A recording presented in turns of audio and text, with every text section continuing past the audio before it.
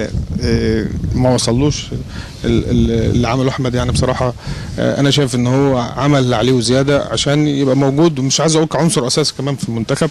يعني الراجل اجوان وحط، يعتبر تاني هداف الدوري، و يعني كل حاجه عملها في الكوره.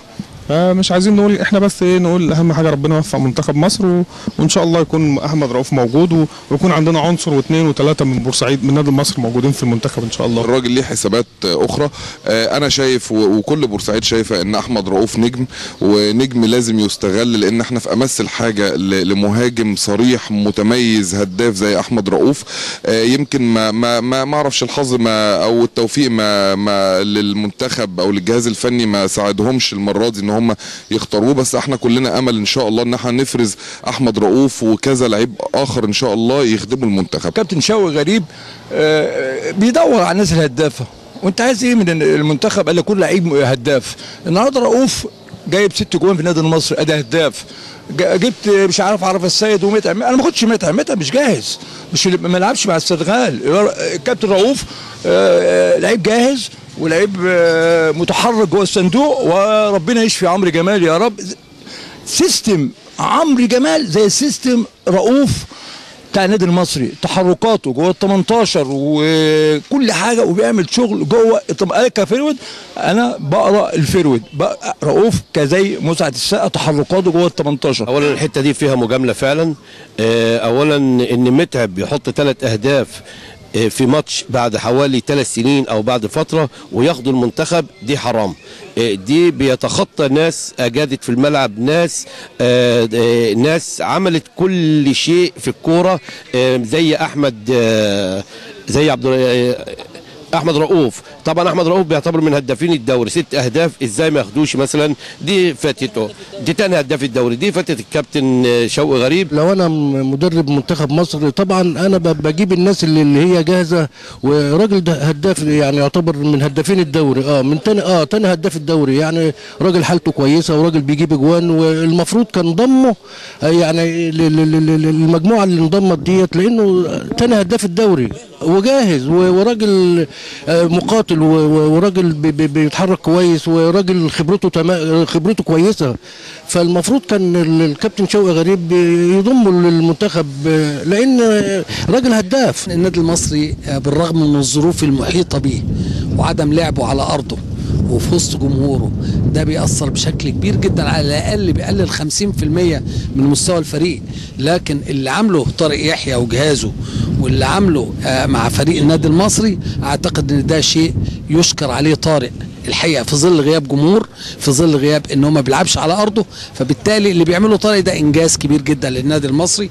انا شايف النادي المصري ماشي بخطى ثابته جدا، يعني بيأدي بشكل اكتر من رائع، واتمنى التوفيق لطارق، واتمنى التوفيق لفريق النادي المصري انه السنه دي يحتل مركز جيد بالرغم من الظروف الصعبه اللي بيمر بيها. احترامي للكابتن شوقي غريب، واحترامي للتشكيلات اللي هو اختارها، بس انا شايف ان احمد رؤوف اتظلم. احمد رؤوف لو بيلعب في اهلي او زمالك كان طبعا اتاخد بعد تاني يوم على طول، بعد ما جاب جونين. عماد متعب قاعد بقاله اهوت فتره 3 سنين، في ثانيه اتاخد، وقبل ما يتاخد كمان قبلها باسبوع الاعلام، معظم من الاعلام، مش الاعلام كله عشان ما اظلمش حد، بيفتح له الطريق، بيفرضوه على شوقي غريب، وعماد شوقي غريب مش مستني اللي هو يتفرض عليه. لكن انا شايف ان احمد رؤوف اتظلم. احمد رؤوف مهاجم كويس، احمد رؤوف مهاجم ممتاز. بالنسبه للنادي المصري الحمد لله احنا السنه دي كويس مستقرين. الاستاذ ياسر في استقرار في النادي، في فنيات الكابتن طارق يحيى، وباذن الله نبقى في الاحسن والاحسن والاحسن، ولسه الدور الجاي الثاني جاي باذن الله، هيبقى فيه باذن الله يعني اللعيبه تتجلس مع بعض شويه، وهيبقى النادي المصري كويس. من وجهه نظرنا احنا كبورسعيديه شايفين ان احمد رؤوف في الفتره اللي فاتت ديت يعتبر من احسن الفراوده اللي موجودين في مصر، وراجل هداف الدوري. لا يعني مش تاني هداف الدوري، جايب 6 اهداف، و6 اهداف يعني مع احترامي لاي مهاجم في مصر، 6 اهداف ملعوبين يعني، وراجل مقاتل في الملعب، وكان بيزيد من نفسه، اللي هو كان يتمنى اللي هو يخش منتخب مصر. لكن دي طبعا وجهات نظر للجهاز الفني. كابتن طارق يحيى دوت طبعا مشكورا على المجهودات اللي عملها كلها معانا، ونقدر نقول للكابتن طارق انت خفه الدم فيك هي اللي محببه البورسعيديه فيك، وانت راجل طبعا خفيف الدم، وفنيات طبعا ده ما حدش يقدر يتكلم عليها، لان الملعب هو اللي بيقول.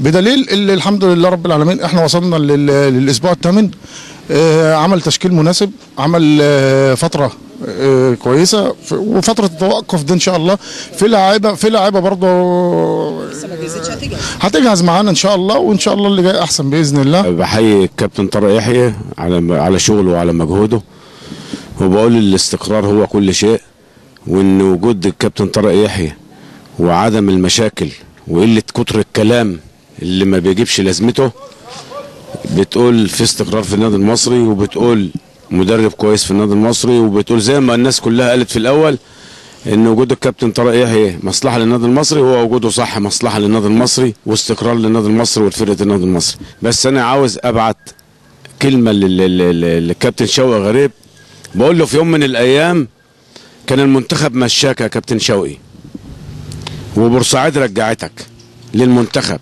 وانت لاعب كوره وانت مدير فني للمنتخب المصري، مش عاوز تزور النادي المصري ولا تشوف لاعيبته.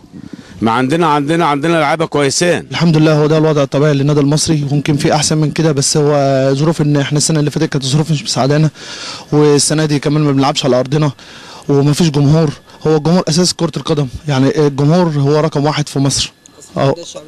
طبعا الاتحاد والاسماعيلي والمصري وانديه كتير يعني في مصر، الجمهور بالنسبه لها لاعب رقم واحد في مصر، او بالنسبه لهم واحد في الملعب. فده الوضع الطبيعي لينا، والكابتن طارق يحيى ماشي على خطه ثابته، وانا بحييه على اللي هو يعني على اللي هو بيبذله في النادي المصري. بصراحه ربنا ده من احسن المدربين اللي جم النادي المصري. بالنسبه للمنتخب انا ليا تحفظات كتير على الكابتن شوقي غريب، مش عارف هو بيعامل بورسعيد كجزء من بره مصر ولا ايه، مش فاهم انا. يعني احنا عندنا لاعبين الحمد لله يمكن احسن من اللاعيبه اللي في المنتخب. هو اي نعم احنا بنتمنى الخير للمنتخب، بس مش كده يعني. احنا كابتن احمد رؤوف يعني هو بيشتغل، الراجل بيشتغل، هيعمل اكتر من كده. كابتن شوقي انت شايف ان احمد رؤوف ناقصه ايه كمهاجم؟ يعني راجل من هدافين الدوري، وراجل بيلعب بينزل بيغطي بيدافع وبيرجع تاني رايح جاي في الملعب، وراجل بيجيب اجوان ما شاء الله، يعني راجل هداف وعامل شغل مع النادي المصري كبير جدا. يعني انا شايف ان هو يعني ما يفرقش حاجه عن لعيبه بره، يعني راجل ما شاء الله بان في النادي المصري، ولا هو لازم يلعب في النادي الاهلي مثلا عشان والنادي الزمالك عشان يروح منتخب مصر. طارق احنا كجمهور النادي المصري احنا بنساندك، وانت عملت شكل للنادي المصري، ولو في اي حاجه احنا في ظهرك، وباذن الله هتشوف الجمهور النادي المصري لما يرجع بندعمك بقلوبنا. جمهور النادي المصري جمهور اصيل. والكابتن طارق يحيى بنحب نقول له ان احنا معاك وان احنا في ظهرك، ومهما حصل النادي المصري شكله حلو من ماتش لماتش، حتى لو في نتائج سلبيه احنا معاك. والماتش اللي فات اكبر دليل مع الناس اللي نزلت جديده والناس اللي هتيجي ان شاء الله بالمباريات. بس هو توقف الدوري ده هو اللي بيخلي يحصل خلل لما بنيجي نلعب تاني. مش لازم اللاعب يلعب في النادي الاهلي او الزمالك عشان تاخدوا المنتخب، كده ما فيش لاعب بيقعد. واكبر دليل على كده الشناوي، احنا كنا في محتاجين له، وحب ان هو يروح الزمالك عشان خاطر يروح يلعب في المنتخب. فاحنا كده بصراحه لما يكون تاني هداف الدوري من عندنا وما يروحش المنتخب، وبشهاده الناس كلها ان هو من افضل المهاجمين، يبقى كده في حاجه غلط احنا نحب نعرفها.